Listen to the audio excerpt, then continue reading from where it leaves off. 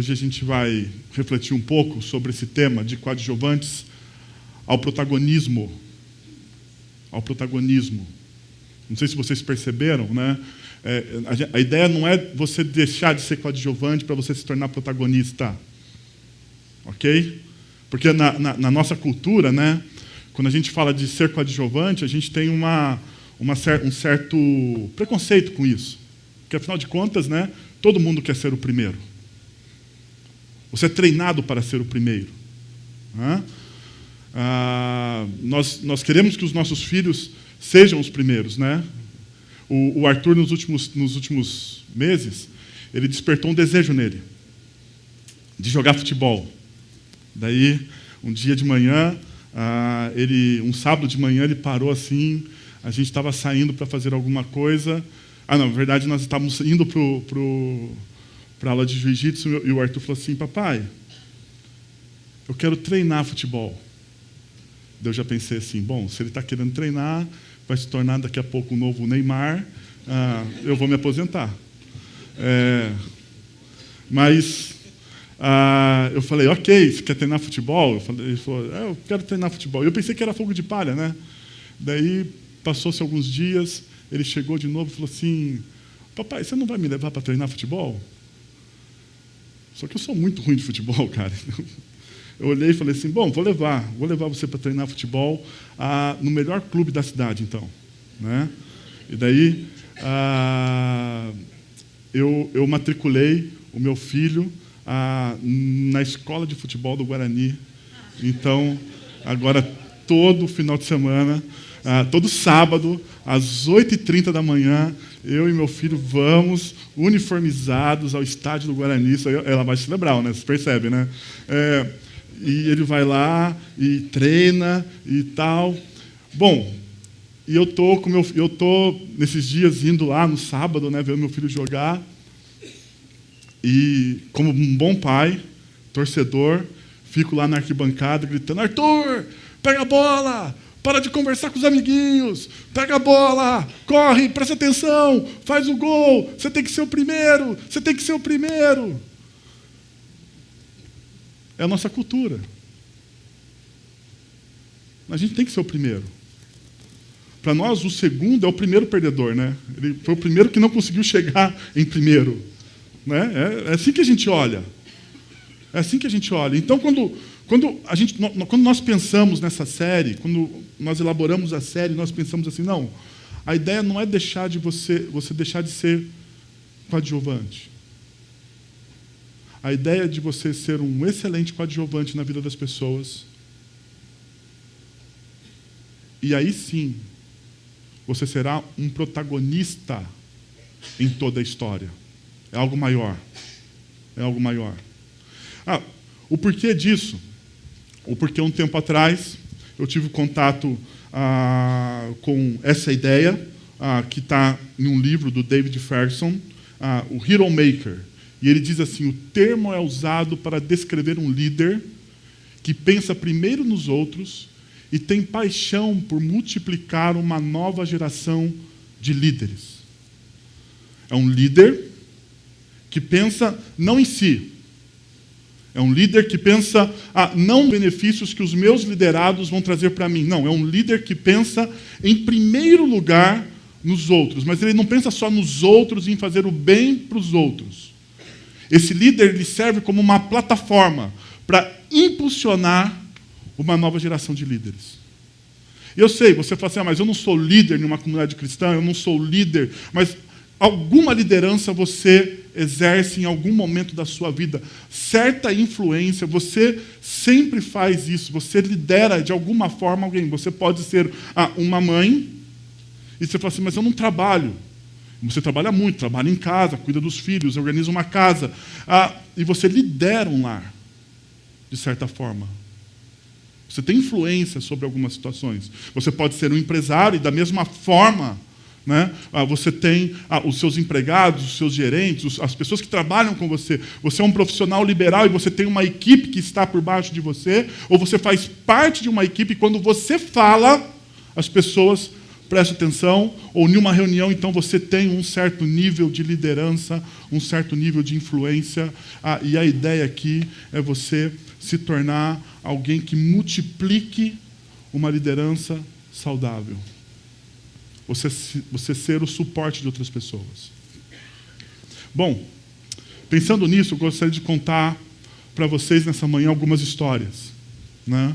A primeira história é de Bob Buford. Bob Buford. Deixa eu falar para vocês quem é Bob Buford, e é uma história sobre frutos. É uma história sobre frutos. Bob Buford é o CEO, ou foi o CEO, né, na verdade, o CEO da Buford Television, uma rede de distribuição de TVs a cabos do Texas. Então, ele era dono, ele foi o fundador, daí se torna o CEO da empresa. Ele também é o cofundador da Leadership Network, e ele fundou a Leadership Network em 1984. O Bob também, em 1998, fundou o Instituto Halftime, ao qual existe um livro chamado Halftime, e ele é o autor, é um best-seller. Ele participou da criação do Drucker Instituto, que tem a ver com o Peter Drucker, na Claremont Graduate University. Esse é o Bob, um líder, não é? Um grande líder. Você fala, pô, esse cara fez muita coisa, né? Esse cara fez muita coisa. Deixa eu só mostrar uma coisa importante para vocês em Bob. Ele é o cofundador da Leadership Network. A Leadership Network é hoje a maior rede de liderança do mundo, em termos cristãos. Ele tem basicamente quase 50 mil pastores ligados a essa rede no mundo todo, líderes cristãos.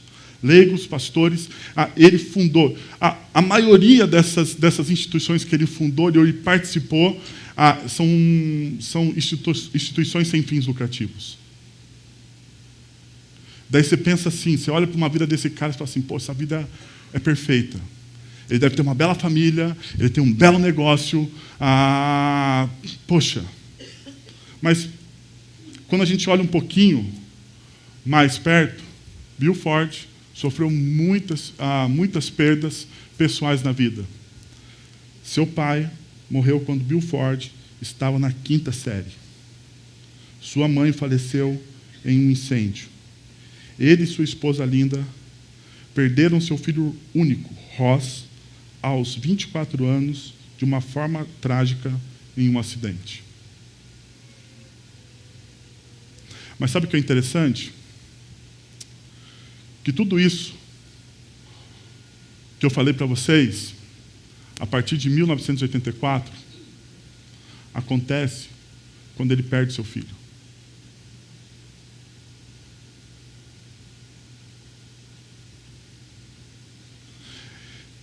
E eu queria mostrar 2 frases dele. A primeira: eu havia resolvido que, se fosse abençoado pela habilidade, pela providência, e da providência em maiúsculo, porque significa Deus, pela providência, e pelos mercados em ascensão, um dia tomaria meus rendimentos líquidos na Buford Television em dinheiro, a fim de seguir meu chamado para servir a Deus e servir a quem? Os outros. Servir a Deus e servir aos outros. A partir disso, no seu instituto, Buford cria uma máxima, cria um axioma. Ele diz o seguinte: meu fruto cresce nas árvores dos outros.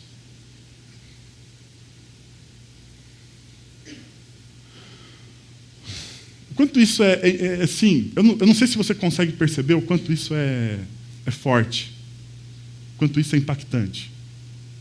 Porque assim, ele não está falando que os meus frutos crescem na minha árvore. Os meus frutos eu vou colher. Porque essa é a ideia da nossa cultura, é isso que a gente vivencia, né? Nós queremos o que temos e queremos para nós, né? Eu vou fazer o melhor e eu vou conquistar, eu vou crescer, eu vou ser o primeiro, eu vou ser o first, eu vou estar no topo. Mas quando eu estiver no topo, quem vai colher os frutos sou eu. Sou eu. Então eu queria convidar vocês, em primeiro lugar nessa manhã, a pensar a ser coadjuvante. Mas não um mero coadjuvante. A pensar você poder ser uma plataforma. E você começar a olhar para essa frase e falar assim, bom, meu fruto cresce na árvore dos outros. A questão é como a gente faz isso, não é? Como é que eu vou fazer isso? Deixa eu mostrar isso através de duas histórias bíblicas também. Primeira, Ananias, está em Atos capítulo 9, versículos de 10 a 19. Em Damasco havia um discípulo chamado Ananias. O Senhor o chamou numa visão. Ananias, eis-me aqui, Senhor, respondeu ele. O Senhor lhe disse, vá à casa de Judas, na rua chamada direita, e pergunte por um homem de Tarso chamado Saulo. Ele está orando. Em uma visão, viu um homem chamado Ananias chegar e impor-lhes as mãos para que voltasse a ver. Olha só que interessante. Ananias é um cara comum. Ele vai aparecer nesse momento na Bíblia um coadjuvante. Um coadjuvante. Porém, tem algumas características nele que eu gostaria de salientar. E o que está acontecendo aqui, só para você saber. No capítulo 8, ou nos versículos anteriores a esse que nós lemos do capítulo 10, existe o encontro que Jesus promove na vida de Paulo. De Saulo, até então. Desculpa, ato falho aqui. Saulo igual a Paulo, ok? Se eu trocar de novo, você põe assim, Saulo na sua cabeça. Saulo igual a Paulo, Paulo igual a Saulo, é a mesma pessoa. Muitas vezes a gente acha que foi Paulo que encontrou Jesus, né? Mas não foi. Não foi. Paulo ele chega para Caifás, um dos grandes sacerdotes de Jerusalém, lá dos fariseus de Jerusalém, e diz assim, Caifás, a gente tem que acabar com esse negócio dos discípulos, desse Jesus aí. Me dá algumas cartas, para que eu tenha autoridade, e que eu vá de cidade em cidade, em sinagoga, pegando esse pessoal que está falando que Jesus é quem ele diz ser, o Deus encarnado, e a gente pode prender e matá-los. É coisa simples. Era isso que Paulo pediu para Caifás. Caifás acha isso aí fantástico, né? Tem alguém, uma pessoa, a pessoa certa para fazer o trabalho sujo que a gente não quer fazer.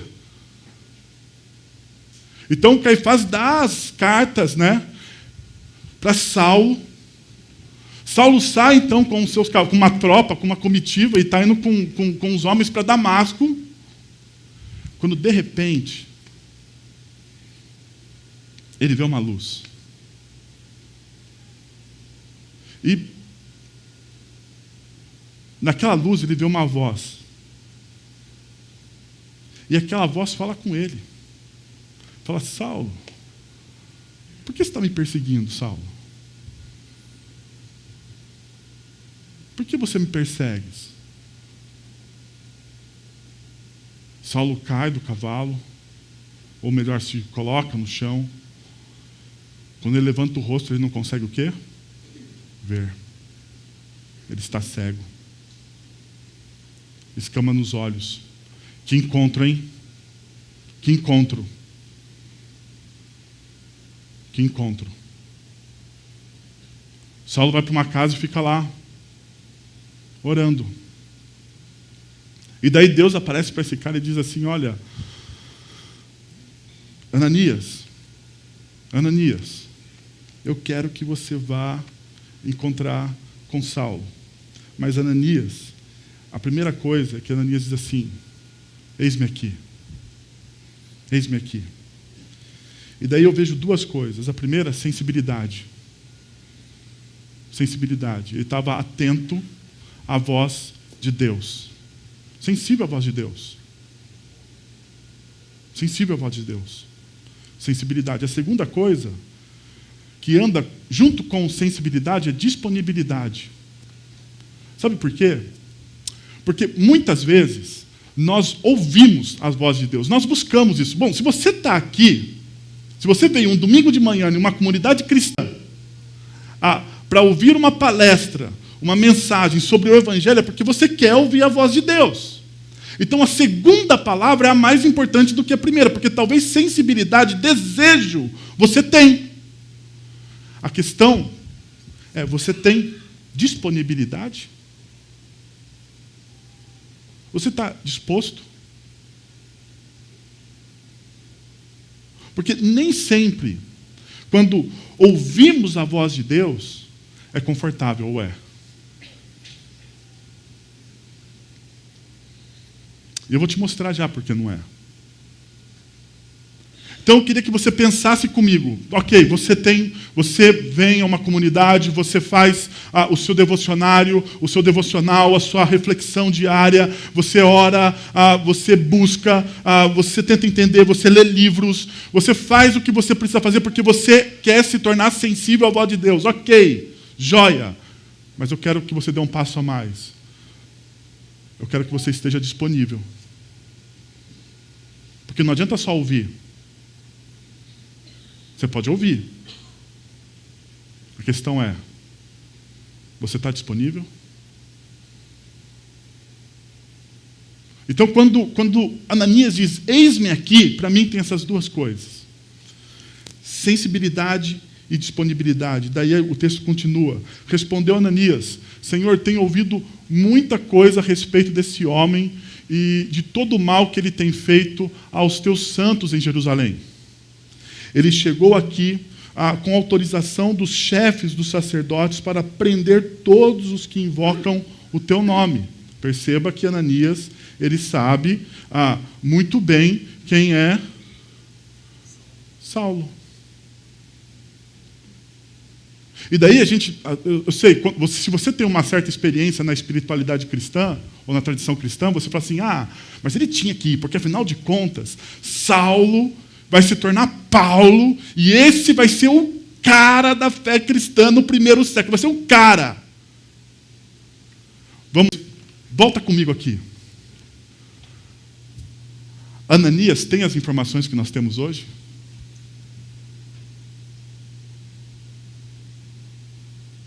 Ananias tem as informações que nós temos hoje? Não tem. Ele não sabe. Muitas vezes a gente olha para a Bíblia, né, como história da Disney. Né? A gente sabe o final, então, não, foi fácil para esse cara fazer o que ele... Não foi de maneira nenhuma. Ele só tinha algumas notícias a respeito de Saulo, e as notícias que ele tinha a respeito de Saulo, qual que era? Esse cara está a fim de prender e matar os cristãos, os discípulos de Jesus. E daí ele ouve Deus dizer para ele o seguinte, vai ao encontro desse cara. Sensibilidade e disponibilidade. Vai ao encontro desse cara. Pergunta, você iria?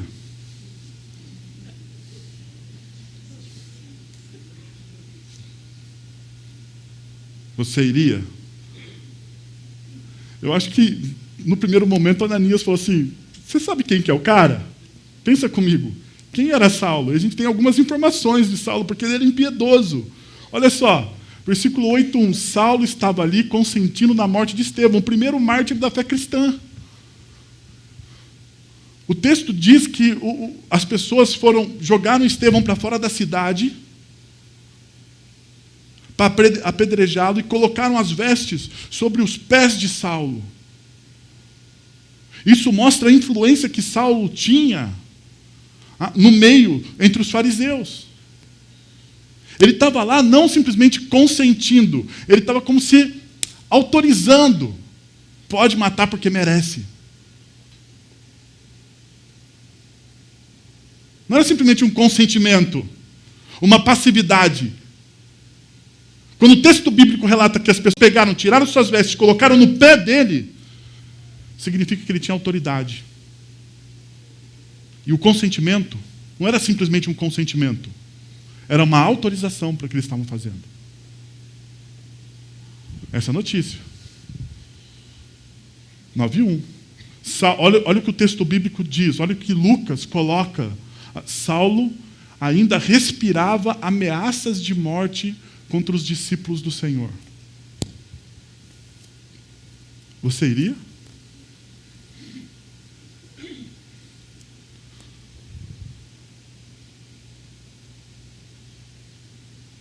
Mas o Senhor disse a Ananias, vá, este homem é meu instrumento escolhido para levar o meu nome perante os gentios e seus reis, perante o povo de Israel. Mostrarei a ele o quanto ele deve sofrer pelo meu nome. Então Ananias foi, entrou na casa. Perceba. Vá. E Ananias foi, fez o quê? Obediência. Vá. Ah, Deus, mas... espera um pouco. Você sabe quem que ele é? Você sabe quem que ele é? Você sabe o que ele fez para nós? Eu sei. Vá. O interessante é que Ananias simplesmente o quê? Foi.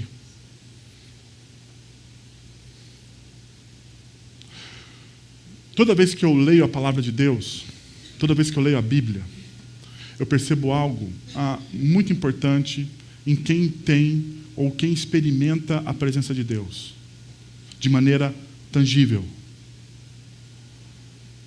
E quem experimenta a presença de Deus de maneira tangível são aqueles que são obedientes.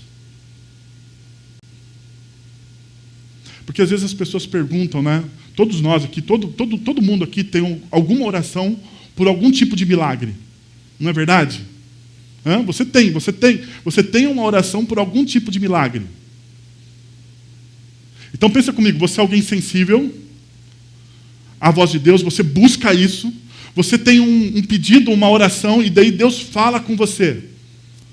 Daí você tem que ter disponibilidade para fazer aquilo que Deus está falando para você fazer. A pergunta, o terceiro passo é, você ouviu, você falou, eu tenho disponibilidade, você vai obedecer? Sabe por que muitas vezes nós não experimentamos o livramento, a bênção, a transformação, a restauração, a renovação, ou a mudança na nossa vida e naqueles que estão à nossa volta? Porque nós não obedecemos. E quando você não obedece aquilo que Deus disse, você desconfia do caráter dele. Porque no fundo, você diz assim, será que Deus é bom? Eu estou errado? Será que Ele cuida de mim? Será que Ele não vai me pôr em uma fria? Não, porque se eu fizer exatamente o que a palavra dele diz a respeito do casamento, da criação de filhos, negócios, relacionamentos, se eu fizer exatamente o que ele diz a respeito de tudo, será que eu não vou entrar numa fria? E quando a gente pensa dessa forma, sabe o que você está pensando? Será que realmente Deus me ama? Será que Ele é bom? Porque a nossa obediência não é baseada na lei. A nossa obediência é porque nós experimentamos o amor de Deus através de Cristo Jesus. E se eu experimentei o amor de Deus através de Cristo Jesus, eu obedeço, eu faço o que eu faço, não porque Ele manda, mas porque eu experimentei no meu coração de que Ele é bom, de que seu amor dura para sempre, de que Ele é gracioso.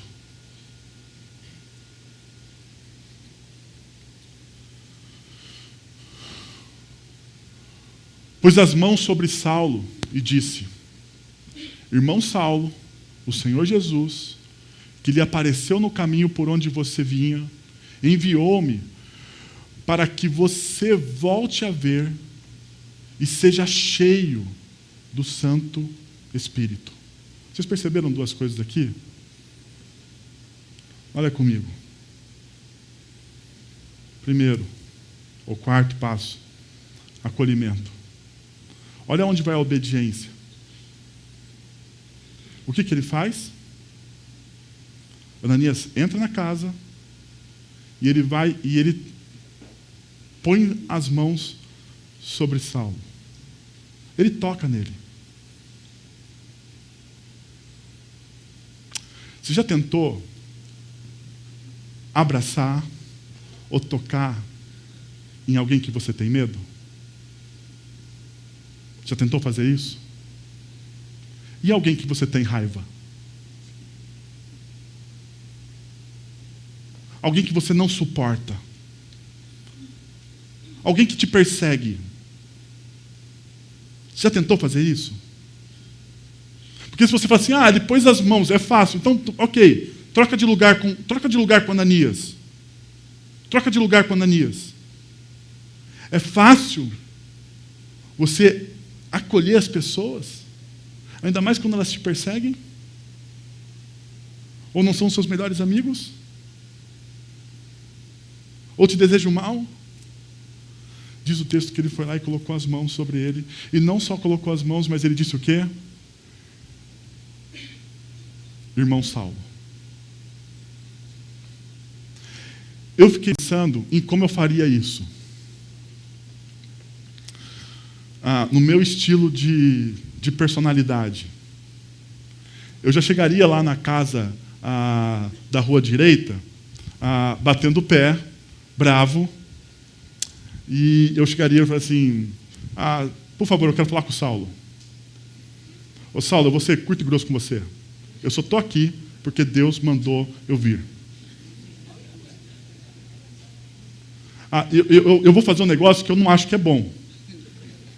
Tá? Se você está cego é porque você merece, mas olha, como Deus mandou,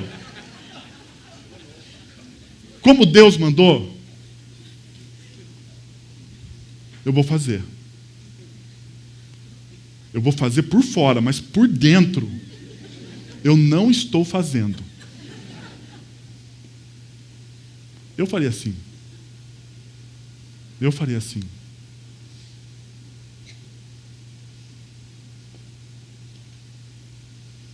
Sabe por quê? Porque muitas vezes a gente não tem a consciência do nosso chamado.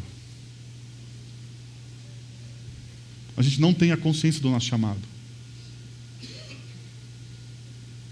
E Ananias, ele sabia exatamente. Ele fala assim, enviou-me para. Eu tenho consciência do meu chamado e da minha vocação. Eu fui escolhido para fazer isso. E eu vou fazer, mesmo que eu tenha medo, eu vou fazer mesmo que eu não queira, eu vou fazer, porque essa é a minha consciência. E quando eu entro em sintonia com aquilo que Deus chamou para eu fazer na história, existe prazer. E mesmo que pareça perigoso aos meus olhos, mesmo que por dentro eu não queira, eu sinto paz. Porque eu acredito que Ananias só é capaz de olhar para Saulo, colocar as mãos sobre ele e chamá-lo de irmão, porque ele tinha paz. E quando eu exerço o meu chamado, quando eu exerço a minha vocação, quando eu entendo aquilo que Deus me colocou para fazer na história, eu tenho o quê? Paz. Paz. Essa é a primeira história. Eu queria então contar para vocês uma segunda história. Uma segunda história. Chalene Flanagan. Vocês conhecem? Vocês conhecem a Chalene Flanagan? Deixa eu falar para vocês quem é a Chalene. Ela ganhou a Maratona Feminina de Nova York em 2017. A primeira mulher americana a fazer isso desde Mick Goman, em 1977.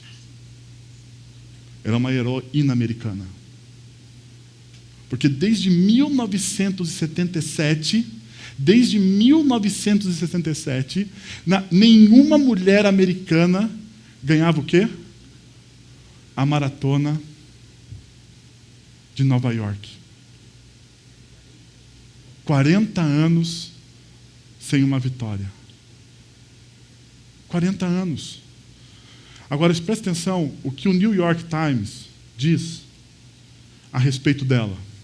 Talvez o maior feito de Flanagan seja nutrir e promover o crescente talento em torno dela.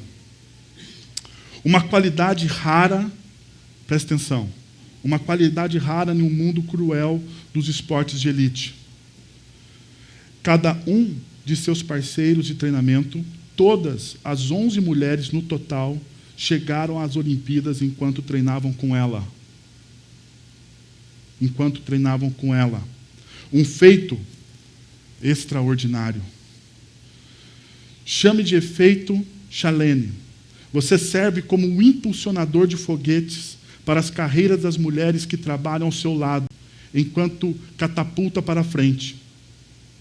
Chalene foi pioneira em uma nova marca de mama do time. Para que essas jovens iniciantes, com a confiança de não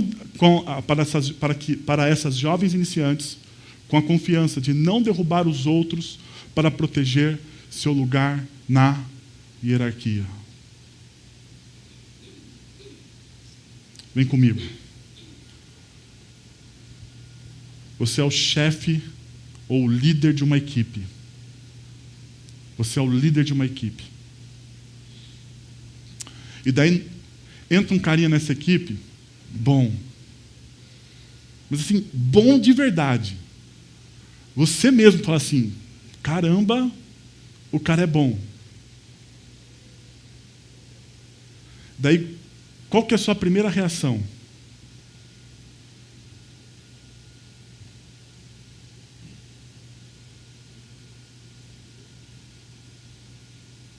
O cara é bom. O que você faz?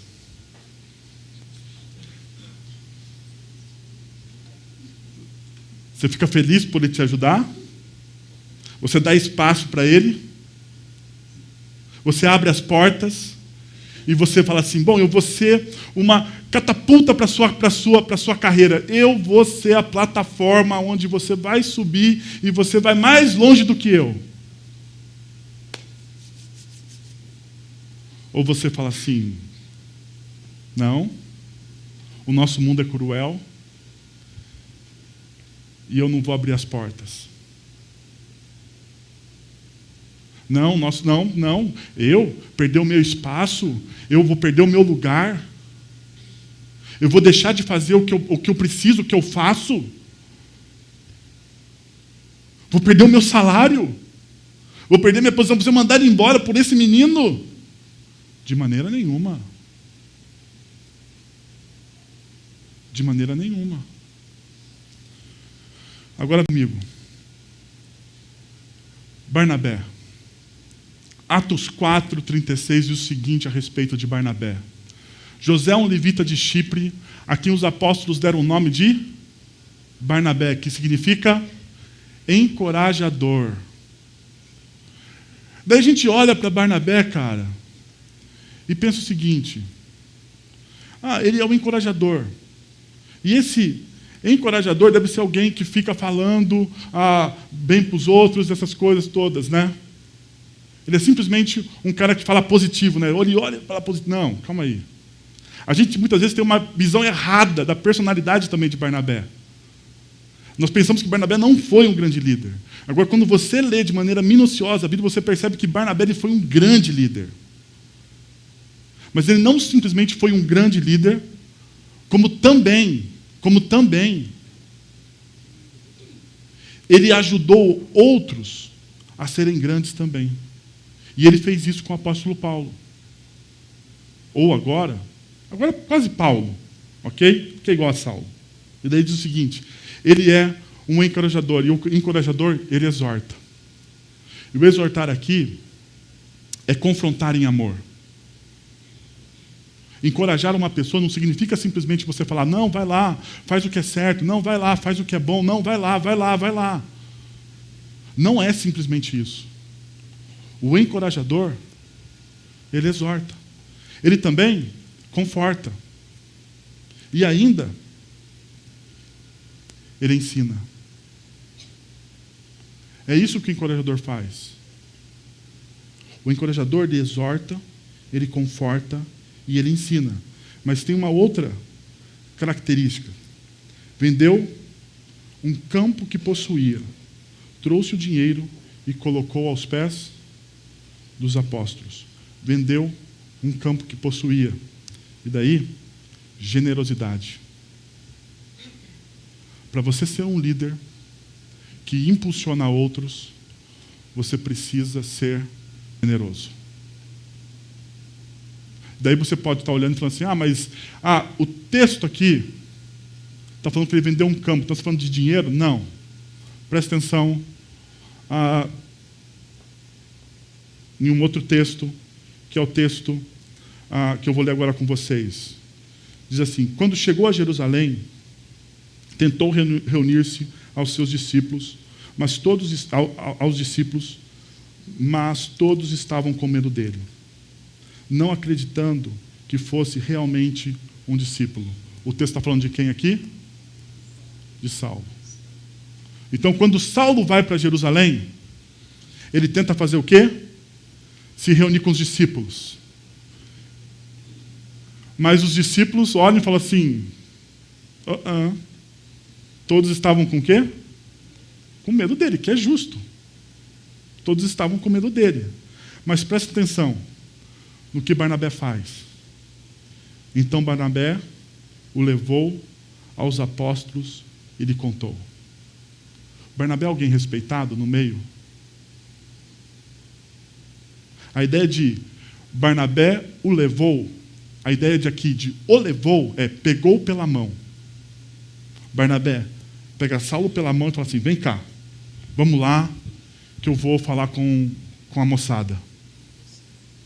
Que eu vou conversar com eles. E sabe o que Barnabé faz com a sua generosidade?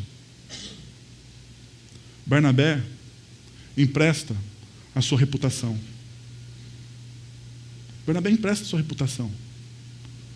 Paulo é alguém de caráter duvidoso. Paulo é alguém que está iniciando. Paulo é alguém que está começando, que errou muito. Ele errou muito e errou feio. Ele é transformado e as pessoas não acreditam na transformação dele, porque o texto está dizendo. Eles não acreditam, simplesmente acham, ele foi, não mudou. Ele não mudou. Daí sabe o que Barnabé faz? Barnabé pega na mão desse cara e vai diante dos apóstolos e diz o seguinte, ele foi transformado sim. Ele mudou. Eu sei o que ele está fazendo. Eu sei o que ele está pregando e como ele está pregando. Eu vi realmente frutos de mudança. Mas o que Barnabé faz? Com a sua generosidade, ele empresta a sua reputação. Fala, sou eu que estou falando. Barnabé, gente. Pode confiar. Ainda. Ele credencia as mudanças. Ele não só empresta a reputação, mas fala assim, eu estou vendo. E eu estou criando aqui um selo. Pode confiar na minha palavra. Eu credencio essa mudança. Ele não só credencia a mudança, como também ele serve de plataforma. Porque ele pega Paulo depois, se você ler o livro de Atos, e leva Paulo com ele para Antioquia. E lá começa o ministério de Paulo. Ele serve de plataforma. Ele não tem medo. Depois daquilo, até o livro de Atos muda o tom. Você começa a ouvir somente Paulo, Paulo, viagens missionárias, Paulo, Paulo, Paulo. E daí, muda-se o tom. Os discípulos começam a ficar como coadjuvantes, para que uma história maior fosse contada. Não uma história pessoal do apóstolo Paulo, mas a história do Evangelho de Jesus.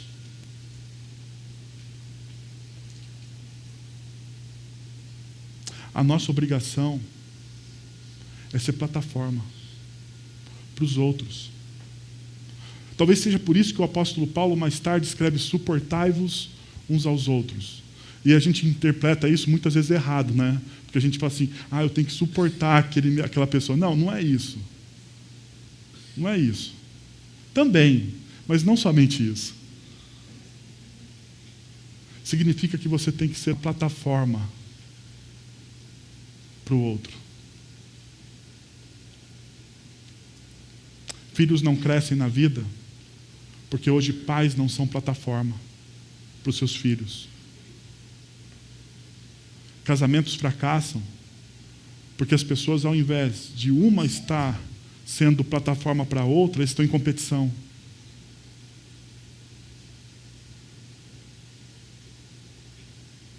Deixa eu desafiar você, então, a um movimento. Primeiro, pegue seu celular, eu autorizo você a fazer isso, ou pegue uma caneta, ou pegue um bloco de notas. Pegue aí. Alguma coisa que você possa anotar.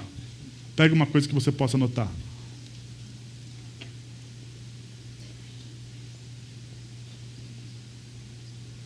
Qualquer coisa.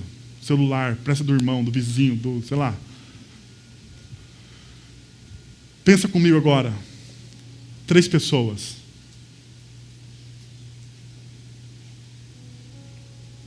Três nomes.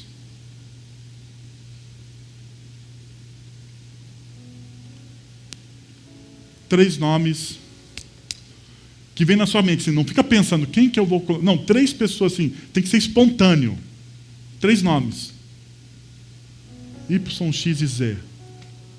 Você vai fazer o seguinte. Você vai orar.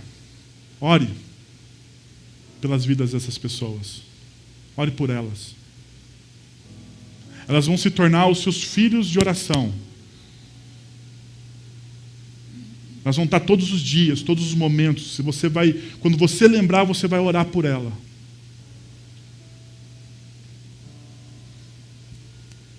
Mas você não vai só orar. Você vai investir tempo. Você vai se relacionar com essa pessoa. Você vai falar do Evangelho. Você vai ensinar o Evangelho para ela. Você vai falar do quanto Deus a ama, de como você serve. Você vai dar o seu testemunho. Mas num tempo de relacionamento, não é chegar assim, coisa mecânica. Oi, hoje eu vim dar meu testemunho para você. Não. Isso não funciona. Relacionamento. Você vai investir o seu tempo, que é o mais precioso que nós temos hoje.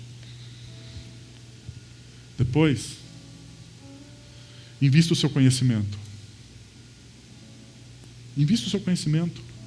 Passe o seu conhecimento, aquilo que você conhece, para alguém, porque isso não pode morrer em você. Sabe o que tem de incomum nas 4 histórias que eu mostrei hoje para vocês aqui? Eles passaram o que eles conheciam. Bob Buford. Ele faleceu em 18 de abril de 2018, mas os institutos, o conhecimento dele, a paixão dele pelo reino de Deus, pela administração, continuam a viver porque ele passou o conhecimento dele. Flanagan, a corredora, Ela serviu de catapulta para outras mulheres, corredoras também. E aquilo que ela fez, as outras também estão fazendo.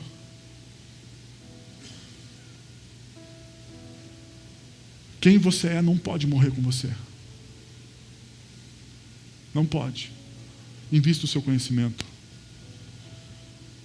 E por último, invista os seus recursos. Invista os seus recursos. O que Deus te deu não é só seu. Se Deus tem te abençoado, isso não é só seu. Não é só para você. Rompe com essa ideia da nossa cultura egocêntrica, mesquinha, hedonista, que olha para o próprio umbigo e pensa assim: tudo que eu tenho é meu e eu não posso dividir com ninguém. Rompe com isso. Aquilo que você tem não é seu. Foi Deus que te deu. Tenha em vista.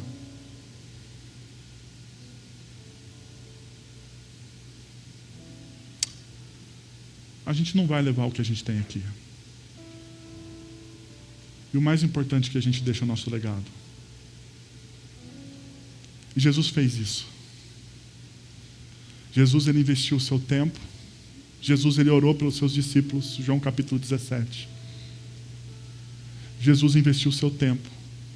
Passou o seu conhecimento.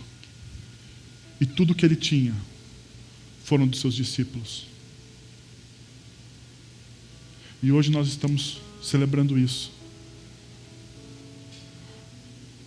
Porque o texto de Paulo aos Filipenses diz que Jesus, mesmo sendo Deus, ele não considerou ser igual a Deus.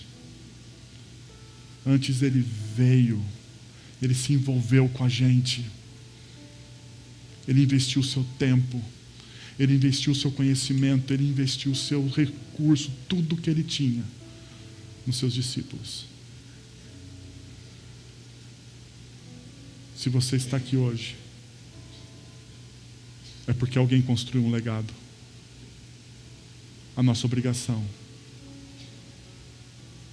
é continuar passando esse legado. Quero orar por você. Senhor, eu quero agradecer, Deus, por tudo que o Senhor tem feito na nossa história. Pela nova história que nós temos em Cristo Jesus. Por uma história de transformação, renovação. Quero te agradecer, Deus, porque o Senhor tem nos abençoado e derramado da tua graça e misericórdia, Senhor. O teu amor é surpreendente, Pai. O teu amor é maravilhoso. Nos ajuda, Senhor, então a fazer isso, Pai. Eu quero te pedir, Pai. Nos ajuda nesse envolvimento. A gastar esse tempo, a investir. Nos ajuda, Senhor, em nome de Jesus. Amém.